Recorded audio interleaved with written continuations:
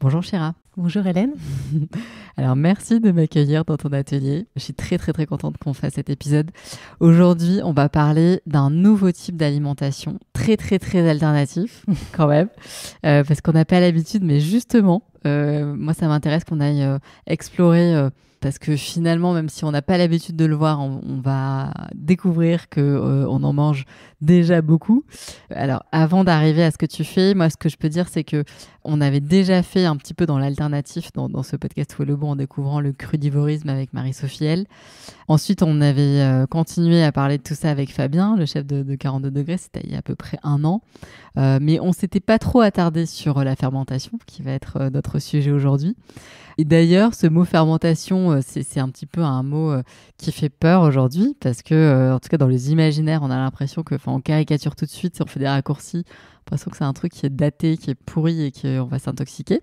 Alors qu'on en parlera peut-être, mais en fait, c'est un petit peu la base de notre alimentation, hein, qui est basée sur la fermentation, le fromage, le vin, tout ça. Bon, on va y revenir. Donc, pour avoir les idées un peu plus claires et puis se faire aussi notre propre avis, je me suis dit que c'était super de pouvoir te rencontrer. Donc, je t'ai contacté sur Instagram et alors moi, je t'ai découvert grâce à la complicité de Claire Vallée, qui est également venue dans ce podcast, avec laquelle tu as collaboré il y a quelques mois, je crois, à l'occasion de dîner. Peut-être que tu nous diras ce que vous avez fait ensemble. En tout cas, vous êtes allés loin encore dans l'expérimentation de la cuisine végétale. Et moi, quand je tombe sur ton univers, en fait, je suis très surprise. Je découvre des pains mycéliens, des yaourts d'amandes, poire pollen, des yaourts d'amandes noisettes Yano, enfin en fait plein de mots que je connais pas et je me dis mais oula qu'est-ce que c'est, des brownies lacto-fermentés. Donc pour être tout à fait honnête, je comprends pas grand chose, mais ça a l'air absolument délicieux. Alors en plus, pour celles et ceux qui ne te suivent pas encore sur Instagram, je vous conseille de filer, retrouver le compte, c'est Chira Bio, ton compte, voilà. Et vous allez voir ton univers absolument sublime. Donc du coup ici nous on est complètement novices, on va essayer de parler avec des mots qu'on comprend tous. Je pense que je ne comprendrai pas tous les mots que tu vas utiliser, Chira. J'espère que tu m'en voudras pas, mais on va décrypter ensemble. En tout cas, moi, je me suis dit que voilà, ça avait l'air délicieux. Et pour en avoir le cœur net, je suis venue te voir. On vient de déjeuner là toutes les deux. Tu m'as fait découvrir tout un tas de tes délices. Et je confirme, c'est absolument délicieux, succulent, franchement. Et puis, c'est très surprenant et très riche en goût. Et la puissance des goûts est complètement inédite en fait. Je sais pas trop si on retrouve ça ailleurs, mais ça fait du bien. On n'est pas sur quelque chose de... Parce que parfois, on peut se dire « Ah, ça va être soit hyper violent, soit au contraire un peu fade. » Là, on est sur quelque chose qui nourrit. Et après, tu en parleras vraiment, mais on se sent rassasié avec le vrai goût du bon dans la bouche et dans le corps, quoi. Bon, on va développer tout ça. Peut-être pour qu'on débute notre conversation, ce que je peux dire, c'est que toi, tu enseignes, en fait. Tu animes des ateliers de cuisine végétale. Donc, tu es une grande passionnée de la fermentation. Tu donnes des cours aussi à l'école Ferrandi, notamment. Et ta démarche est à la fois intuitive et expérimentale. Tu t'appuies sur des traditions culinaires de la fermentation, mais vraiment pour les mener plus loin. Exactement. Et c'est un peu sans limite, j'ai l'impression. C'est ça qui est complètement génial. Alors, est-ce que tu peux peut-être nous dire un petit peu d'où tu nous parles aujourd'hui, avant qu'on rentre dans ton chemin et dans ton univers ? Oui, alors déjà, merci beaucoup de me recevoir. Je suis ravie de te rencontrer. J'admire aussi beaucoup ton travail et tes explorations autour de ces questions fondamentales du beau et du bon, qui chez moi justement font écho et se rassemblent un petit peu par rapport à mon parcours, puisque j'ai exercé en tant qu'architecte pendant presque 10 ans et j'ai toujours été vraiment animée et fascinée par la beauté, par l'esthétique et par tous ces réseaux, toute cette intelligence structurelle qu'on peut retrouver quand on observe le vivant à travers la nature, mais pas seulement. Et en fait, au moment où j'ai bifurqué, j'ai un peu exporté à la fois cette sensibilité et toujours cette passion pour l'observation de ces merveilles naturelles. Et j'ai poussé les choses assez loin. Donc c'est vrai que, comme tu l'as expliqué, je suis allée chercher vraiment les traditions ancestrales, parce que la fermentation n'est pas du tout nouvelle, même si on s'y intéresse beaucoup aujourd'hui, et notamment par le prisme de la médecine, parce qu'on s'est rendu compte qu'il y avait des bienfaits incroyables sur la santé. Mais c'est aussi Oui. Pardon, je te coupe, mais on disait tout à l'heure, tu me rappelais qu'en fait, on était constitué à plus de 90% par des bactéries. Voilà, c'est ça. C'est-à-dire qu'en fait, on a perdu aujourd'hui ce rapport symbiotique avec tout le monde microbien qui nous entoure et qui nous constitue aussi. Et c'est un petit peu, moi aussi, une de mes démarches aujourd'hui, c'est de se retrouver cette connexion, ce lien. Parce qu'on parle beaucoup de connexion vivant, mais les gens oublient que ça passe aussi par un rapport physiologique. Et même plus que physiologique, parce que, voilà, comme on l'a évoqué ensemble précédemment, je pense qu'il y a toute une relation aussi vibratoire, énergétique, qui est complètement invisible, mais qu'on ressent une fois qu'on est vraiment plongé dans cet univers, et qui est complètement bénéfique à la fois pour la santé mentale, pour la santé physique, et pour toute cette créativité qu'elle permet d'engendrer. Donc voilà, aujourd'hui, moi j'ai toujours beaucoup de mal à me situer parce que je rentre un peu dans aucune case, mais on peut dire que voilà, moi ce qui me passionne, c'est l'exploration, ces expérimentations autour des fermentations, parce que on en parlera, voilà, il n'y en a pas qu'une seule, et que c'est un monde tellement riche et tellement vaste qu'en fait, plus on avance et plus on se rend compte qu'on ne sait rien, qu'on ne sait pas grand-chose. Mais par contre, ce que j'ai découvert, c'est, oui, bon, bien sûr, c'est bien fait sur la santé, mais surtout, cet incroyable pouvoir de développement de texture, de matière et de goût complètement incroyable, qu'on peut conserver, qu'on peut manipuler, qu'on peut réensemencer, retransformer. C'est vraiment un système sans fin et c'est complètement passionnant et en tout cas, moi, ça suscite énormément ma créativité. Et je crois que je peux dire aujourd'hui, même si j'ai mis du temps avant de l'assumer, que je pense que je suis beaucoup plus épanouie aujourd'hui dans ce travail d'exploration autour de matières comestibles. Là, je suis vraiment les mains un peu dans la matière. J'aime bien dire aussi que même si j'habite en plein Paris, j'ai un peu mon petit potager, mais du coup, voilà, il n'est pas dans la terre, il est dans les bocaux. Parce que c'est ce que j'ai découvert quand je suis arrivée chez toi, toute ta petite famille. Voilà, la profusion des ferments. Voilà, exactement, c'est des petits pensionnaires que je chéris, dont je m'occupe et qui me le rendent parce que en fait, on fait un travail incroyable ensemble. Et voilà, c'est ça que j'essaye de transmettre, voilà, à plusieurs niveaux. Hein. Je pense que c'est vraiment un domaine qui est accessible à tout le monde et il y a des niveaux, encore une fois, différents. Toi, tu as bossé un peu avec des chefs. On citait Claire Vallée tout à l'heure, mais avant, il y avait aussi... T'as accompagné longtemps un chef en Bretagne, ouais, Nicolas Conro. C'était super intéressant parce que j'ai rencontré le monde de la gastronomie. Et puis, dans son établissement, il y avait un travail donc il y a la table étoilée. Donc, on travaille vraiment sur un menu 100% végétal et vivant. Donc on est allé assez loin, à la fois travailler beaucoup de ferments différents qui sont venus enrichir vraiment la cuisine traditionnelle et surtout travailler avec un terroir. Donc c'est ça qui est hyper intéressant dans les collaborations, dans les rencontres. On rencontre une sensibilité, il y a forcément des échanges qui sont toujours porteurs dans ces collaborations, mais on rencontre aussi un terroir et un domaine d'expérimentation. Et ça, c'était super motivant. Et donc du coup, on est allé assez loin, à la fois en travaillant... Tu peux me donner des petits exemples? Ouais, bien sûr. Sur une carte végétale assez poussée sur le menu, voilà, la carte du restaurant étoilé. Également sur la proposition d'un petit déjeuner voilà, qui revisite un petit peu tous les classiques, avec des propositions fermentées autour de porridge, autour de plusieurs variétés de yaourts, dont un yaourt de sarrasin, sur des misos. Voilà, exactement. Donc, c'est des pâtes de miso. Alors, pas le miso traditionnel japonais, mais des misos qui travaillent aussi des graines, des légumes, pour mettre en valeur tous ces produits environnants. Et puis, également des revisites un peu plus classiques autour des granolas, autour de jus fermentés, autour de pain également, à partir de graines de sarrasin. Donc, tout ça avec des fermentations naturelles. Donc, tout ça, c'était assez excitant. Et puis aussi, un travail sur des propositions de pâtisserie, pareil, en utilisant pas mal de techniques, donc que ce soit de fermentation, des hydratations, voilà, tout ça autour du vivant pour essayer de redonner des ouvertures, en tout cas, même dans des maisons qui sont assez classiques de la gastronomie française, de montrer qu'on peut vraiment pousser certaines techniques et apporter énormément de goûts qui soient marquants, concentrés, mais également, je pense, une dimension qui n'est pas négligeable, voilà, justement, dans ces repas gastronomiques, qui est cette sensation de bien-être, même après un repas où on a mangé 6, 8 ou 10 assiettes, où on est vraiment, grâce à l'action de ces ferments, on a une digestion qui est bien allégée. Et d'ailleurs, est-ce que ça a été Parce que j'imagine, il avait déjà une sensibilité, mais quand tu arrives avec tout ça dans son équipe et tout, ils doivent te regarder avec des yeux comme ça. Oui, en fait, justement, ça n'a pas été facile. Il a fallu convaincre, mais il a fallu aussi reconstruire en fait toute une méthodologie qui va parfois même un peu à l'encontre de ce qui s'enseigne dans les écoles de cuisine. Justement, parce que là, d'un seul coup, non, il ne faut pas tout filmer et tout mettre au froid, mais au contraire, il va falloir utiliser les levures ambiantes, trouver des conditions où on garde une certaine chaleur, etc. Donc ça a été tout un travail aussi avec les équipes, mais ça a été super enrichissant pour moi de me confronter à ça, parce que justement, je sortais un petit peu de mon petit laboratoire où j'étais libre et je faisais un petit peu, j'allais où je voulais, où là, d'un seul coup, j'ai compris aussi un peu les contraintes de mise en place, de gestion des équipes, de transmission des informations, etc.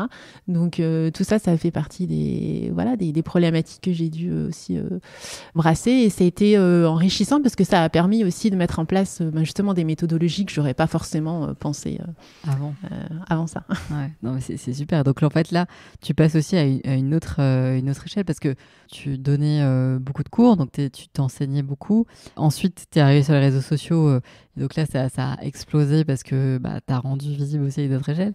Mais cette expérience avec lui te permet de pousser l'expérimentation et l'exploration à l'échelle de quelque chose, d'un restaurant vraiment pratico-pratique qui tous les midis, tous les matins propose ce petit déjeuner à beaucoup de gens. Ouais. Voilà. Mais bon, ça a été aussi, je pense, dans les deux sens. C'est-à-dire que moi, j'ai dû du coup aussi proposer des choses qui soient forcément réalisables dans ces conditions.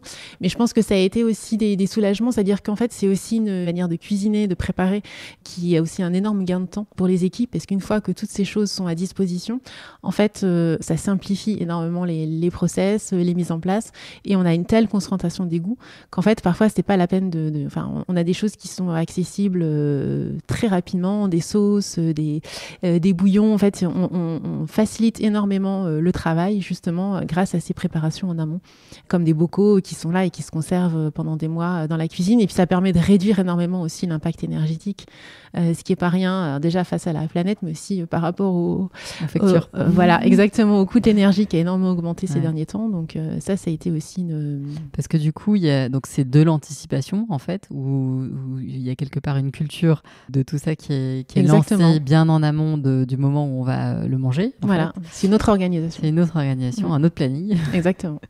Et est-ce que du coup, à ce moment-là aussi, parce que tu travaillais déjà sur les boissons, les jus, ils te demandent d'aller dans cet accord. Est-ce que vous sortez aussi un petit peu de l'accord alcoolisé avec les mets Oui, bien sûr. Tout ce travail autour des boissons, il est hyper intéressant parce qu'on a, il y a plusieurs ferments qu'on peut utiliser dans les boissons. Il y a la kombucha, il y a les kéfirs, il y a la bière de gingembre, mais il y a aussi des fermentations sauvages à partir de plantes, etc. Et en fait, toutes ces techniques nous ont permis aussi de mettre en place des concentrations de goût et de retravailler vraiment, d'aborder cette question vraiment d'une cuisine, mais un peu liquide, on va dire. Et de pas juste se cantonner à une boisson aromatisée, mais travailler sur la pétillance, sur les couleurs, parce qu'on a des couleurs qui sont magnifiques. Et aussi d'apporter toutes ces techniques aussi de mixologie, mais transposées à ces boissons fermentées, en désucrant énormément, parce que grâce à la fermentation, souvent l'alternative à l'alcool, c'est souvent des boissons sucrées, pas toujours agréables à accorder avec des mets salés. Et donc là, de repenser même ces accords entre un plat et une boisson, et ça la fermentation permet de travailler ça et c'est super intéressant. Ouais, et puis c'est délicieux parce que donc là on a en face de nous trois c'est des kéfirs. Là c'est des kéfirs aujourd'hui. 3 kéfirs qu'on a goûté pendant notre déjeuner. Et donc on a bu pendant qu'on mangeait du salé, et donc je confirme, en fait c'était tellement pétillant que le fait que ça pétille beaucoup, c'est ça qui indique qu'il y a quasiment plus de sucre, c'est ça? Alors en fait moi déjà à la base je mets beaucoup moins de sucre que ce qui est préconisé pour les kéfirs, parce que je sais comment nourrir les grains autrement. J'ai apprivoisé tous ces ferments, et puis je les connais tellement bien qu'aujourd'hui je peux détourner un peu les règles de base, on va dire. Et donc du coup oui, je désucre énormément les boissons, et puis oui, la pétillance c'est en fait ce qu'on dit en deuxième fermentation, une fois que la boisson est mise en bouteille. Les ferments, même si on n'a plus les cultures de base, les ferments sont présents, continuent à consommer le sucre. Donc du coup, plus on attend, plus le gaz se développe, et du coup, plus les sucres sont consommés. Donc à la fin, quand on travaille comme ici avec des aromatisations, comme là on avait un jus de betterave gingembre, des gousses de vanille en fait que je récupère quand je fais une préparation à la vanille. Quand tu as goûté un yaourt à la vanille juste avant, Voilà, je récupère les gousses et je les utilise pour aromatiser les boissons ou avec des feuilles de verveine. En fait, tout ça, ce sont comme des macérations et les ferments vont venir accentuer ces saveurs.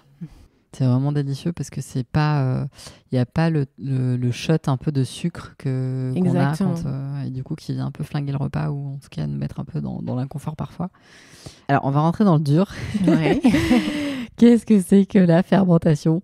Quelle est la différence entre fermentation, lactofermentation ? Enfin voilà, pour des gens qui n'y connaissent rien. Alors, pour rendre très accessible le concept, on pourrait résumer la fermentation à toute transformation de la matière organique, quelle qu'elle soit, parce qu'on a aussi des fermentations dans le sol, grâce à l'action du vivant. Donc voilà, donc c'est-à-dire que c'est vraiment 100% naturel, sans dépenser aucune énergie. Donc pour faire très simple, les fermentations les plus connues, on a la fermentation alcoolique. Donc ça, je pense que tout le monde y visualise très bien, qui va du vin aux alcools, à la bière, le cidre, tout ça. Donc c'est la fermentation alcoolique. Ensuite, on a la deuxième grande famille, c'est la lactofermentation. Alors attention, lacto n'a rien à voir avec le lactose, bien que les fermentations de yaourt consomment le sucre du lait qui s'appelle le lactose, mais en fait, la lactofermentation vient des bactéries lactiques. D'accord. Et ce sont ces bactéries qui sont naturellement présentes à la surface des végétaux. Et donc, c'est celles qu'on utilise, par exemple, quand on fait des bocaux de légumes lactofermentés. Donc, uniquement sans air, c'est-à-dire on utilise du sel ou de la saumure pour enfermer le légume dans un jus salé. Et c'est ce qui va permettre le développement de bactéries lactiques. Donc, grossièrement, les bactéries lactiques vont consommer tous les sucres qui sont présents, vont faire baisser le pH, puisque vont produire de l'acide lactique. Et une fois le pH à peu près à 4, la conserve va être stable et va pouvoir se conserver pendant des mois et même voire des années. Donc, en fait, c'est un processus de conservation qui est extrêmement efficace et qui existe depuis très longtemps, qui permet d'inhiber toutes les mauvaises bactéries. Donc, en fait, il n'y a vraiment absolument aucun risque de s'intoxiquer puisque à un pH à peu près autour de 4, aucune bactérie pathogène ne peut se développer. Donc, c'est vraiment extrêmement sûr et c'est bien plus sûr que les conserves classiques aseptisées puisque là, on a vraiment... le vivant est assez bien fait, c'est-à-dire que grâce à nos sens et notamment aux odeurs, on peut juger d'une fermentation qui a réussi ou non et lorsqu'elle est réussie, il n'y a absolument aucun risque que des bactéries pathogènes se soient développées. Ok. Donc en fait, on peut faire confiance à notre nez. Exactement. Quand on ouvre, si ça sent pas bon, on mange pas. Voilà. En revanche, c'est très rare ce que tu nous expliques. Ça me fait penser à, je sais plus quand est-ce que c'était, mais des amis qui avaient fait des carottes lactofermentées, puis du coup, elles étaient dans leur cave et puis ils la remontent un soir. Et donc, ils ouvrent comme ça ce bocal et ça faisait peut-être 1 an et demi, tu vois. Et donc, il était bon, je sais pas. Et on l'a goûté et en fait, c'était délicieux. Mais c'est vrai que c'est... Complètement. Moi, ça m'avait fait rire parce que c'était un peu comme si on allait chercher une bonne bouteille de vin, tu sais, dans notre cave. Et en fait, non, c'est des légumes. Du coup, c'est aussi une autre poésie qui va rentrer peut-être dans d'autres habitudes. En fait. Qui va revenir parce qu'en fait, c'est des procédés qui sont très, très anciens. Les hommes, depuis très, très longtemps, ont appris à apprivoiser tout ce monde microbien pour transformer leur nourriture, pour la conserver et aussi pour la sublimer ou pour même parfois rendre des mets comestibles qui ne l'étaient pas à l'état cru ou que la cuisson ne pouvait pas rendre comestibles. Comme par exemple quoi ? Typiquement le café, le chocolat, la vanille, tout ça, il y a toujours une phase de fermentation dans le procédé qui est indispensable pour justement transformer ces bactéries et pour apporter cette profondeur de goût. Essayez de faire du vin sans l'action des micro-organismes, vous n'y arriverez pas. De la même manière, le yaourt, les fromages, tout ça, c'est l'action de bactéries qui apportent un goût absolument incroyable, qui sont des piliers de la gastronomie. Et ça, c'est vrai dans beaucoup de pays. Il y a des pays d'Afrique où, par exemple, la fermentation leur permet de transformer certaines tubercules qui ne sont absolument pas comestibles sans cette action-là. Donc, c'est à la fois une question de survie, une question de conservation, parce qu'avant l'invention des frigos, les hommes aussi ont appris à conserver leur nourriture. Et bien plus tard, voilà, tout cet développement de saveurs que la cuisine traditionnelle n'est pas capable d'imiter. Il faut savoir que c'est une culture et c'est d'une puissance assez extraordinaire qu'on a oublié aujourd'hui. Quand j'en vois les gens, c'est vrai, dire que la fermentation, c'est pas forcément très bon. Je pense qu'ils ont oublié ce que c'était. Ouais, c'est ça, on a tout à fait oublié. Et puis tu me rappelais tout à l'heure aussi que les olives, c'est pareil. Exactement. Essayez de manger une olive cueillie sur l'arbre, vous allez voir, c'est pas terrible. Ouais, non, mais voilà, c'est des choses. En fait, on s'est un peu éloigné de cette culture-là du faire, de la transformation, et du coup, on se remet face à des. Ah bah oui. Et le process et de la fermentation. Mais en fait, c'est aussi par ignorance, je pense. Oui, et puis je pense que la lactofermentation, on en connaît aujourd'hui une petite partie, mais on n'a pas idée de tout ce qui est possible de faire, hein, parce que tout ça, voilà, c'est la petite partie immergée de l'iceberg, mais en fait, c'est tout un monde il y a encore beaucoup de choses à explorer. Et j'espère que les années à venir vont ouvrir de plus en plus cette voie, parce que même en gastronomie, aller chercher même des traditions qui sont un peu moins connues chez nous, autour, par exemple, des mycéliums, des koji, des miso. Alors c'est vrai que c'est des mots qui ont une consonance un peu lointaine, asiatique, mais en fait, c'est tout simplement des principes fermentaires qui sont assez simples. Une fois qu'on apprend à les maîtriser, on accède à des saveurs absolument incroyables, et surtout à des ferments qui peuvent être après réutilisés. Donc ça c'est assez dingue, et tout est là, tout est très riche en saveurs, tout est riche en ferments, riche faut savoir que la fermentation elle conserve aussi énormément de minéraux, mais c'est même capable parfois d'en créer. C'est-à-dire que par exemple dans la choucroute, on a une création de vitamines qui n'étaient pas dans le chou initial. Donc en fait c'est même un surplus de micronutriments, et non seulement il y a un surplus de micronutriments, mais aussi la manière dont le corps l'assimile est très différent. Il y a un principe de prédigestion en fait dans la fermentation générale, ce qui fait que c'est beaucoup plus facile à digérer, mais également par la présence d'enzymes particulières, on va mieux les assimiler. Donc ça permet de manger beaucoup mieux, de manger moins, parce que comme le corps est nourri, on a nourri directement les cellules, le microbiote, en fait on est rassasié beaucoup plus vite, et c'est dans un cercle vertueux parce que ça permet aussi de contrer des fringales ou des fatigues qui parfois sont causées par des dysbioses intestinales. Donc en fait là, en réensemençant la flore intestinale, on est dans un meilleur équilibre, et qui permet d'avoir une santé. Alors ça se ressent vraiment sur l'énergie, sur le sommeil, sur la peau, sur l'humeur énormément. Ah ouais. Ouais, aujourd'hui, on sait en étudiant le microbiote, on sait qu'il y a énormément de connexions qui sont donc de l'intestin vers le cerveau. Okay. Et justement, il y a la fermentation, et même certaines fermentations donc, qui développent le goût umami, ça si tu veux, on en parlera après. Donc cette fameuse 5e saveur, dont les composés parfois sont capables d'aller donner des messages directement au niveau du cerveau. Et ça donne vraiment même parfois des sentiments de bien-être. C'est ça presque l'effet d'une drogue, mais une drogue bienfaitrice. Est-ce que tu peux nous parler, si on peut rentrer dedans maintenant sur le umami? Qu'est-ce que c'est, Shira? Alors, on entend beaucoup parler. En fait, l'umami, alors, c'est pas facile à définir. Il y a plusieurs portes d'entrée. En fait, basiquement, on a 4 saveurs qui sont très connues, qui sont le salé, le sucré, l'amer et l'acide. Et une 5e saveur est entrée dans la danse dans les années 70 à la découverte d'un chercheur japonais qui a identifié et isolé cette 5e saveur décrite. Donc, umami, en japonais, ça veut dire délicieux. Voilà, c'est une saveur délicieuse. Et en fait, en l'étudiant, on s'est remarqué qu'en fait, au niveau de la langue, ça faisait appel à des récepteurs différents que les 4 autres saveurs. Et en fait, c'était très central, et ça permet de déclencher tous les récepteurs de toutes les autres saveurs. C'est pour ça que parfois, certains vont vous dire, en fait, l'umami, c'est l'ensemble des saveurs réunies. Bon, c'est pas exactement ça, mais disons que ça déclenche les récepteurs. Dans l'umami, on a identifié notamment une molécule qui s'appelle le glutamate monosodique. Donc, c'est pas le glutamate utilisé après dans l'industrie pour rendre les gens accros aux chips ou aux céréales du petit déjeuner, mais en fait le glutamate naturel, cette enzyme qui est capable de déclencher ces sentiments comme ça de plénitude, de bien-être, et c'est ça qui enveloppe complètement la langue. Et d'ailleurs on a comme une saturation un peu à l'extrême des papilles quand on a beaucoup d'umami. C'est pas qu'il faut pas non plus en abuser, mais on a certains produits fermentés justement qui permettent de déclencher ça. Alors il y en a pas seulement dans la fermentation. Les goûts umami, on les trouve potentiellement dans certains ingrédients et dans certaines préparations, comme des bouillons, par exemple des bouillons de viande ou d'os très longuement mijotés. On les a identifiés dans certaines algues. On sait que par exemple la tomate cuite très longtemps ou les champignons peuvent contenir du glutamate. Donc après, quand on connaît un petit peu tout ça et qu'on commence à jouer avec, on peut aller assez loin dans justement ce jeu autour de ces saveurs. Trop bien. Alors, donc là, est-ce que tu peux peut-être nous donner des exemples de recettes que tu aimes bien en fermentation, lactofermentation, avant qu'après on passe un peu à tout ce qui est autour des tempés, du mycélium. Ouais, bien sûr. Bah écoute, si tu veux comme exemple, on peut repartir de ce que tu as goûté là aujourd'hui, ce que j'avais dans mes placards. Donc on a, pour commencer par la fin, une petite fermentation très simple que je fais à partir de kaki. Donc voilà, un kaki bien mûr avec du gingembre frais, du curcuma, de la cardamome, enfin toutes sortes d'épices.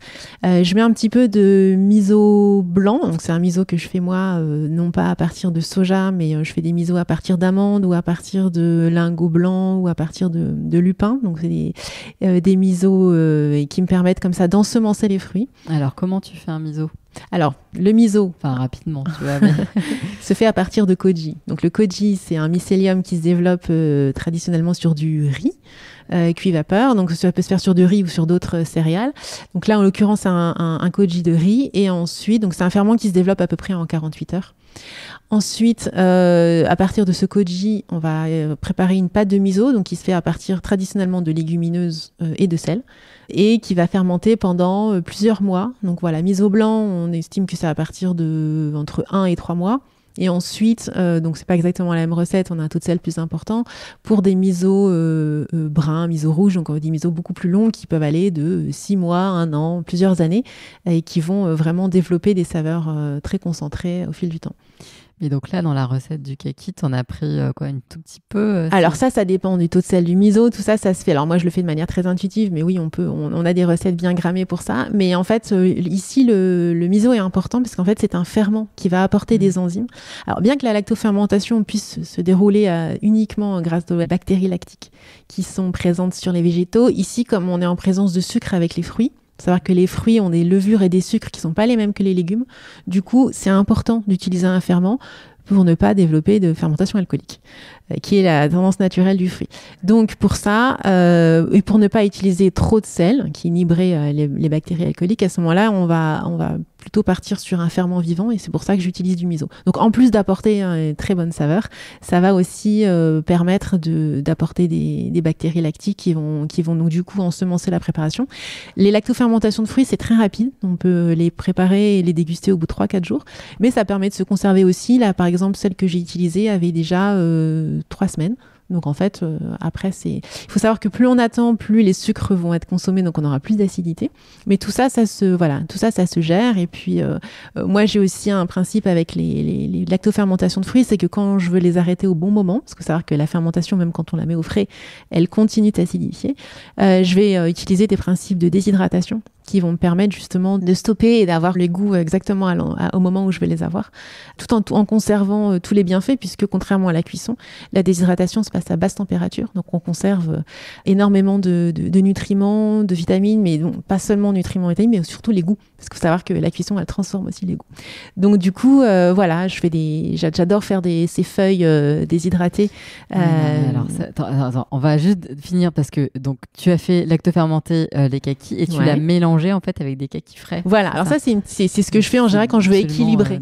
Voilà, en fait quand je veux équilibrer, souvent les lactofermentations parfois elles peuvent être trop acides, et ça c'est important de comprendre qu'un bocal il n'est pas là uniquement à être consommé comme ça, même si c'est très bon, ça peut aussi voilà, exactement, on peut l'intégrer dans des préparations.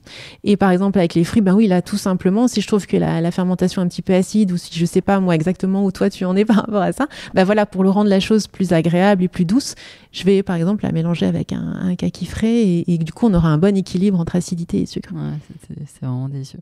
Et alors oui, donc il faut, parce que donc là on est assis à table, et en face de nous avons, c'est ça, non? Alors ça, ce sont les cuirs que tu as devant toi, exactement. Et donc c'est absolument, en fait c'est comme des petits tableaux, parce qu'en fait c'est ça qui est génial, c'est que ça fait notre déco aussi quand on commence à exactement te fermenter. Parce que t'as moi je suis fascinée par les couleurs, par les textures. Voilà, c'est ça. Donc là je me suis amusée à les mettre dans des petites fioles des petites fioles, on dirait un peu des petites fioles de laborantin. Je sais pas comment on peut appeler ça, mais en tout cas, donc c'est des feuilles. Donc ça se mange, c'est délicieux. Ça ne ressemble à rien de ce que vous avez déjà vu, parce que je pense que c'est toi du coup qui a inventé. Alors inventé, je sais pas, mais je me suis inspirée de ce qui s'appelle des cuirs de fruits. pour les transposer avec des légumes, parce que moi je trouve que c'est super bon avec des légumes. Et puis après, je m'amuse à les transformer, à en faire comme tu vois, des tableaux avec, j'utilise des épices, des mélanges, des herbes. J'utilise beaucoup la fermentation pour, là du coup, c'est un mélange entre cuisson, fermentation, assaisonnement. Enfin, c'est tout un travail justement autour de ces matières pour essayer vraiment de concentrer les goûts et de les conserver comme ça très longtemps. Tu peux nous parler là de ce qu'on a goûté tout à l'heure Alors tout à l'heure, je t'ai fait goûter un cuir de céleri. Oui. Céleri, amande, et qui a fait un petit peu penser. Donc en fait, c'est un cuir que je fais un peu plus épais que les autres et qui craquelle, volontairement. Et en fait, ça s'apparente à un parmesan de céleri, on pourrait dire. Ça c'est une recette que j'aime beaucoup. J'utilise par exemple ici également un miso d'amande. J'utilise du yaourt d'amande. J'utilise toute une palette d'ingrédients pour arriver à ce résultat. Il y en a un deuxième que j'aime beaucoup aussi, que je prépare l'été, à la fin de l'été, avec des belles tomates bien mûres. C'est un cuir marbré, parce que j'utilise 2 couleurs, donc tomate ananas et tomate rouge, c'est une cœur de bœuf. Et donc, je les ai travaillés avec du piment lacto-fermenté, que je conserve aussi d'une année sur l'autre. Et donc, du coup, c'est un cuir tomate rôtie et piment lacto-fermenté que j'aime beaucoup. Donc, dans les saveurs un peu au rouge et orange. Et puis ensuite, un cuir tout noir, donc une feuille de champignons. Et en fait, je fais un shoyu de sarrasin. Donc, en fait, comme une sauce soja, à partir de koji de sarrasin. Et un peu de cacao cru pour l'assaisonnement. Voilà. Et là, devant toi, tu n'as que des légumes, mais j'ai aussi des fruits. Je fais aussi des cuirs de plein de fruits, de kaki, de framboises, de pêche. Les cuirs de fruits, c'est très facile et c'est absolument délicieux. On peut aussi s'amuser tout autant. Mais c'est vrai que j'explore beaucoup les légumes parce que justement, c'est pas du tout connu. Mais c'est pas du tout connu. Et puis en plus, on sait pas trop à quel moment le manger dans un repas. Enfin, en fait, on se dit c'est presque un apéritif. Moi j'aime beaucoup les consommer tout seul parce que je trouve que ça a une concentration qui est hyper intéressante et de l'avoir comme ça, le sentir fondre dans la bouche, ça a aussi une longueur en bouche qui est intéressante de garder. Mais bien sûr qu'on peut après l'intégrer dans des plats, et ça on l'a beaucoup fait justement avec le chef en Bretagne parce que c'est assez novateur et c'est super intéressant de pouvoir concentrer des goûts avec des matières différentes. Donc après, oui, ça peut aussi se travailler dans l'assiette. Donc là, tu rejoins vraiment ton métier d'architecte. Enfin, en tout cas, là, tu construis des matières, en fait. Voilà, en fait, c'est ça je me suis rendu compte au fil du temps que c'est ça qui me passionne le plus, ce soit à travers les bocaux, à travers tous les pains de mycélium dont on parlera après, ou à travers ces nouvelles matières. C'est ce travail sur l'esthétique, mais aussi un travail de matière, de texture. Comme j'ai pu construire des maquettes pendant très longtemps, parce que moi, quand j'ai commencé mes études, il y avait pas encore, l'informatique n'était pas encore, en tout cas les premières années, mise en place. Et aujourd'hui, je pense que je construis un peu mes assiettes comme des maquettes, c'est-à-dire que j'ai tous ces matériaux qui sont aussi avec des textures très différentes, que ce soit déshydratés, des misos qui sont très secs, d'autres qui me permettent de faire des sauces, des mousses ou des textures quand je travaille avec les yaourts, ou les mycéliums qui me fascinent parce qu'ils permettent de construire en fait des réseaux entre les grains, entre les céréales, entre les légumineuses, pour construire des véritables matériaux, et à chaque fois avec des saveurs différentes. Donc c'est ça qui est assez magique. Et puis voilà, cette co-création avec les bactéries vivantes, pas seulement des bactéries, aussi des levures, des mycéliums, tout ça c'est hyper excitant parce qu'on a toujours des intentions de départ, mais un peu comme on construit, moi c'était ma manière de penser le projet, on a toujours une visée, et puis en fait au fur et à mesure de l'expérimentation, au fur et à mesure du projet, des nouvelles choses apparaissent, se dessinent, et c'est un peu comme ça que je travaille aussi justement avec mes nourritures. Exactement. Et en fait, c'est toujours là où c'est le plus intéressant, c'est quand j'arrive à un résultat que j'avais pas forcément imaginé au départ, et c'est vraiment ça, moi, qui m'intéresse. En fait, d'aboutir quelque chose, c'est pas... Alors oui, il y a beaucoup de satisfaction quand on arrive à un résultat, mais en fait, c'est vraiment plus le chemin et l'ouverture à chaque fois qui m'intéresse que d'aboutir des produits finis. Et est-ce que le goût en fait change là par exemple pour tes cuirs entre le moment où tu finis, ils sortent du déshydrateur, et puis je sais pas, quelques temps après? Alors non, justement, à partir du moment, en tout cas en termes de fermentation, à partir du moment où on a retiré l'eau, on a stoppé la fermentation, parce qu'en fermentation l'eau est extrêmement importante, c'est elle qui évolue, qui fait qui engendre beaucoup de transformations. À partir du moment où on a retiré l'eau, on a stabilisé la préparation. Après, oui, ça dépend. Alors, sur la plupart de mes recettes, elles se conservent très longtemps, plusieurs mois, sans déperdition. Après, forcément, on peut avoir une petite perte de goût, comme tout. Rien n'est. Il y a quand même toujours la matière reste périssable. Et puis d'autres recettes qui sont un peu plus fragiles, par exemple avec des herbes fraîches. C'est vrai que là, les conservations sont un peu moins longues, mais bon, on est déjà sur de l'ordre de 2-3 mois, ce qui est pas mal du tout. Mais alors, je précise quand même ici, il y a certains de tes cours, alors ceux sur certaines de tes recettes qu'on peut regarder en cours parce que tu les as partagées donc tu proposes sur ton site certaines recettes, c'est ça? Des cours en ligne, voilà. En fait, pendant le confinement, donc à un moment où je n'ai plus pu organiser des cours en présentiel, j'ai organisé des cours en ligne que j'ai catégorisés par thème. Donc, il y en a pas mal. Je crois qu'il y en a une 40aine. Et donc, c'est des cours qui durent à peu près 1 heure où j'aborde différentes thématiques qui partent des lactofermentations de légumes, de fruits, comment on peut les intégrer dans les petits déjeuners, des brunchs, comment on peut les cuisiner. Il y a toute une gamme que j'adore parce que je suis complètement fan de tous les yaourts végétaux. Donc, ça va du lait au yaourt, aux crèmes. Et ça, c'est des choses que j'ai encore continué à explorer. D'ailleurs, je pense que je vais reprendre quelques cours autour des yaourts parce que j'ai des nouvelles recettes à partager.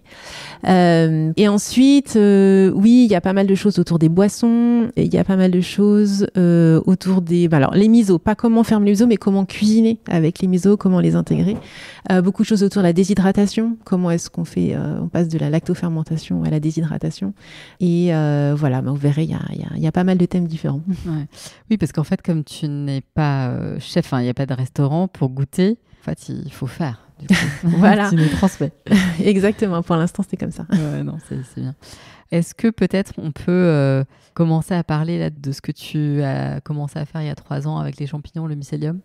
Oui, alors quand j'ai découvert, je connaissais déjà, mais quand je me suis enfin décidée à explorer moi-même ces fermentations donc autour de mycélium, j'ai vraiment ouvert un monde extraordinaire.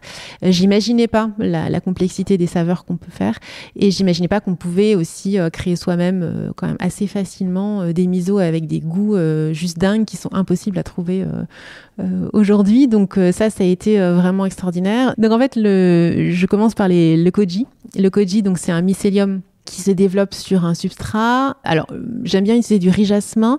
J'ai aussi plusieurs manières de faire le koji. Ça, c'est très personnel. Parfois, je vais faire un koji qui va être volontairement plus sucré. Donc du coup, où je vais développer plutôt les amylases, qui sont les enzymes qui dégradent les amidons pour produire la saveur sucrée. Et ce que fait le mycélium, en fait, donc ce mycélium de koji, donc il en existe aussi plusieurs spores, bien sûr, mais disons qu'il va coloniser, donc il va consommer en partie cette céréale et il va produire des arômes. Donc on est d'accord qu'on a uniquement un ferment qui se trouve sous forme de poudre et mais vraiment on va en mettre très concrètement, c'est quoi? C'est dans un plat? Tu mets tes céréales, comment tu... Alors, ça dépend de l'incubateur. On va pas... ce serait trop compliqué de rentrer vraiment dans les détails, mais oui, il y a plusieurs manières de faire. L'idée, c'est en fait de conserver. Il faut maintenir à peu près une température de 35 degrés pendant 36 à 48 heures. Il va falloir intervenir, surveiller la température, le taux d'humidité. Bon, tout ça, ça paraît compliqué, mais une fois qu'on sait faire, ça ne l'est pas. Et pour pouvoir développer, donc, on arrive avec un espèce de pain mycélien, donc plus ou moins humide selon ce qu'on cherche à faire. Et à partir de cette base, le koji, moi je m'amuse à en faire déjà des choses parce que c'est un goût très sucré, très floral. Mais ça ressemble à quoi? Ça ressemble à quelque chose qui est recouvert de petits mycéliums, un peu comme du moisi qu'on connaît blanc? Moins. Alors ça dépend des spores de tempeh. Oui, on a des petites spores. Ça ressemble pas à la moisissure vraiment parce que c'est plus éparse. La moisissure en général elle est beaucoup plus serrée. Et puis surtout c'est blanc et ça a une odeur absolument délicieuse. Ça a un parfum comme ça de fruits jaunes. Les senteurs sont absolument incroyables. Et en fait on a un goût naturellement sucré alors qu'on n'a absolument rien ajouté. C'est que du riz. Mais l'amidon du riz a été transformé. Donc en fait ce qui est assez dingue c'est que le mycélium est capable à partir des nutriments qui sont présents, d'extraire des saveurs qu'on n'imaginait même pas possibles. Et donc, on imagine bien qu'avec toutes les variétés de céréales qui existent, tout le nombre de saveurs tellement différentes qu'on va pouvoir extraire grâce à cette technique. Et ça, c'est juste l'étape numéro 1. À partir de ça, on peut déjà faire des glaces, des crèmes, des sauces, des coulis. C'est juste incroyable les concentrations de saveurs qu'on peut avoir à partir de ce koji. En plus, après, on imagine toutes les céréales qu'on peut utiliser à partir de ce koji. Moi, je m'amuse aussi à le faire développer sur des légumes. Pour faire des sortes de charcuterie de légumes. Mais encore oui, une fois, j'ai vu sur Instagram, on voit ça. Alors c'est comme donc là tu montrais avec des carottes. Ouais, notamment. la carotte, elle est excellente, mais on peut le faire aussi sur d'autres légumes, sur du céleri, sur des champignons. Je trouve ça juste dingue. Déjà, je vous ai fait tourner la tête, mais c'est déjà un exemple de ce qu'on peut faire juste avec un mycélium de koji. Ouais. Ce qu'on a mangé tout à l'heure, ce que tu m'as fait goûter. Alors tout à l'heure, c'était un autre type de mycélium qui a rien à voir, même s'il ressemble un petit peu dans la forme. C'est un mycélium de tempeh. Donc c'est une spécialité indonésienne. Là-bas, ils le font fermenter dans des feuilles de bananier et en fait avec des fèves de soja. Donc moi, je me suis amusée là par exemple avec du sarrasin parce que c'est une céréale que j'adore et des champignons. Donc un tempeh de sarrasin aux champignons. On peut le faire avec plein d'autres choses. Je m'amuse encore à le développer pareil autour de légumes, des mélanges. Et en fait, ça développe vraiment des saveurs de champignons frais, de sous-bois. Et c'est ça qui est intéressant, c'est des saveurs dont on n'a pas l'habitude. Et ça permet aussi de travailler autour des protéines végétales, de sortir des simples légumineuses ou du tofu et de pouvoir explorer un domaine, je trouve, qui est encore pas assez développé justement en gastronomie, tout ce monde végétal. Ça, c'est vraiment une super manière d'aller travailler la protéine végétale d'une manière différente et de manière gustativement assez riche. Et puis quand même, donc moi du coup j'ai goûté, mais c'est vrai que ça fait un drôle d'effet. Oui, quand on n'a pas l'habitude, parce que c'est des saveurs qu'on connaît pas. Ouais, et puis c'est surtout en fait visuellement aussi, on voit les fils de mycélium. Oui, c'est ça. Et même au niveau de la texture, bon là encore on l'a peut-être moins senti, mais par exemple sur certaines légumineuses, on a vraiment l'effet un peu nougat. Et du coup, même au niveau de la texture, c'est une texture comme ça un petit peu. Mais même c'est ça parfois je me dis, ça peut aussi redonner cette texture de mâche qu'on n'a pas forcément avec le végétal qui peut manquer avec des gens qui ont l'habitude de mâcher de la viande. Mais là, justement, ça permet de redonner une texture aussi plus structurée. Et vu qu'on est là sur le mycélium, pour les pains mycéliens, c'est pareil, c'est des pains qui sont agglomérés par ce mycélium ou Exactement. On le voit, le mycélium, du coup? Oui, complètement. Alors là, sur le sarrasin, on l'a un petit peu moins vu parce que la graine est plus petite, mais quand on a des graines qui sont plus grosses, comme les légumineuses, un pois chiche par exemple, on va vraiment voir le mycélium blanc qui va se développer autour et donner un petit peu, comme un matériau, comme un mur de moellon où on verrait justement les pierres avec le ciment autour. Donc c'est vraiment, et ça, d'ailleurs, c'est très joli esthétiquement. Après, on a des tranches qui sont très jolies parce qu'elles montrent ce réseau structurel en fait. Ouais. Oui, parfois on le voit sur Instagram, tu coupes comme ça. Voilà, c'est ça. C'est très joli. Alors tu sais, Chira, ce podcast s'appelle Où est le bon? Et donc j'ai une petite tradition, c'est que je demande un peu à tous mes invités de me partager ce qui évoque ce mot bon pour eux. Alors, écoute, ma réponse va être assez spontanée parce qu'à chaque fois que je me pose la question, j'ai une réponse différente qui me vient. C'est une définition qui est tellement fondamentale que c'est un peu comme la quête du Graal. Je sais pas si on y arrive un jour. Écoute, moi, ce que je dirais, c'est une manière peut-être un petit peu assez personnelle, mais moi, j'ai vraiment un rapport donc au bon ou à la gourmandise qui est peut-être atypique parce que ce que je recherche avant tout, c'est pas forcément quelque chose d'abouti, mais en fait, moi, ce que je cherche surtout, c'est ce qui va s'ouvrir en moi en termes de questionnement, l'ouverture du champ des possibles, comment ça va vibrer en moi. Il y a la question aussi de l'authenticité qui est hyper importante. Et en fait, quand on travaille avec le vivant, justement, on triche pas. On a vraiment une espèce de vérité qui nous arrive. Et vraiment, moi, les plus grandes satisfactions, ça a été de découvrir vraiment des choses incroyables auxquelles je m'attendais pas forcément. Alors parfois, on a des intuitions, on y va, et puis à la fin, on découvre des choses incroyables. Et c'est vraiment, à ce moment-là, c'est une jouissance. Et là, je peux parler de bon, parce que là, je suis vraiment dans le vrai. J'ai vraiment découvert des choses, et c'est ça que je recherche en fait continuellement. C'est pour ça que parfois, on peut penser que je pars un peu dans tous les sens, mais non, parce que je je sais que je suis ma quête, c'est vraiment d'aller ouvrir en fait à chaque fois plus loin des saveurs inattendues. Donc, du coup, en fait, t'es pas du tout en contrôle. Voilà, c'est ça. Alors, il y a des règles, hein, parce voilà. En fait, on est entre les deux. C'est ça qui est pas évident à définir, mais toujours entre les deux. C'est-à-dire qu'à la fois, il faut beaucoup de rigueur, il faut une grande connaissance des aliments, des process, des températures, de tous les paramètres environnementaux. Dans certaines mesures, c'est beaucoup plus complexe que la cuisine traditionnelle. Il faut savoir ce qu'on peut faire, ne pas faire, quel ferment mélanger. Enfin, tout ça, c'est quand même une certaine connaissance. Je dis pas, il y a quand même beaucoup d'années derrière. Mais à l'intérieur de ça, il faut aussi savoir se faire confiance et pouvoir lâcher prise sur certaines choses si on veut justement pouvoir accéder à ce que le vivant peut nous apprendre. Parce qu'en fait, c'est continuellement ça. C'est ce qui nous apprend, c'est un dévoilement aussi du monde, mais c'est aussi un dévoilement de nous-mêmes. Parce qu'en fait, on a dans ce rapport très intuitif et puis finalement circulaire entre les bactéries qui nous habitent et le monde du vivant, je pense qu'on découvre aussi des choses sur nous-mêmes et c'est ça qui est assez incroyable. Pas seulement en termes de bien-être, mais aussi en termes d'ouverture, de créativité, de circulation, enfin tout ça c'est assez passionnant. Ouais. Et puis je trouve que ça donne, en tout cas, quand on te voit, voilà, on se dit que oui, on sent qu'en fait tu es complètement passionné et que c'est alors que ça fait déjà très très longtemps que tu travailles là-dessus, mais que en fait ça n'a pas tari. Voilà, exactement. Ta flamme est toujours là, intacte et encore plus grande et que tu as envie de continuer. Au contraire, en fait, plus j'avance et plus je me rends compte qu'il y a encore des choses à découvrir et finalement c'est ça. Je crois que plus on avance et plus on se rend compte qu'on ne sait rien. Je pense que là c'est une phrase qui est aussi adaptée là dans ce cas-là. Est-ce que tu aurais un message peut-être à faire passer soit aux jeunes qui s'apprêtent à faire des écoles de cuisine ou un message un peu sur ta pratique et qui peut peut-être parfois effrayer un peu, tu vois, ou en tout cas se dire « Ouh là là !»